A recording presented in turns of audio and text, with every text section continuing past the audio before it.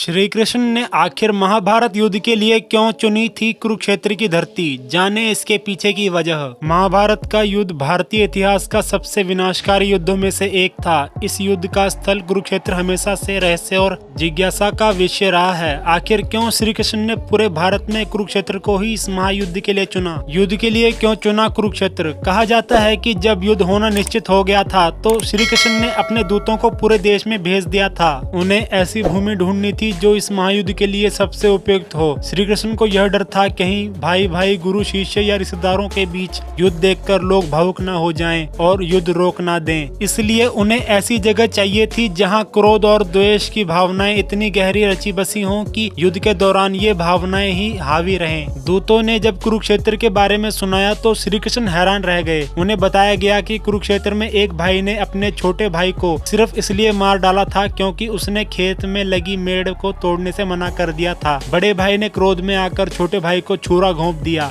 और उसकी लाश को घसीटते हुए टूटी हुई मेड़ पर फेंक दिया था। श्री कृष्ण ने इसलिए युद्ध के लिए चुना कुरुक्षेत्र। यह घटना सुनकर श्री कृष्ण समझ गए थे कि कुरुक्षेत्र ही वह जगह है जहां महाभारत का युद्ध होना चाहिए। यहाँ की धरती पर इतना रक्त बहाया जा चुका था कि यह युद्ध के लिए एकदम उपयुक्त थी। यहाँ की मिट्टी में क्रोध और द्वेष की भावना इतनी गहराई तक रची बसी थी कि यहाँ युद्ध होने पर किसी भी प्रकार की दया या करुणा की भावना नहीं जागृत होगी। कुरुक्षेत्र को चुनने के पीछे एक और कारण भी बताया जाता है। कहा जाता है कि कुरुक्षेत्र में एक बार इंद्र देवता आए थे। उन्होंने कुरुओं से पूछा था कि वे इस भूमि को क्यों जोत रहे हैं। कुरुओं ने कहा था कि जो भी इस भूमि पर मारा जाएगा वह स्वर्ग लोक जाएगा। इंद्र देवता इस बात से सहमत हो गए थे। इसलिए भीष्म, कृष्ण और अन्य योद्धा जानते थे कि जो भी इस भूमि पर मारा जाएगा वह स्वर्ग लोक जाएगा।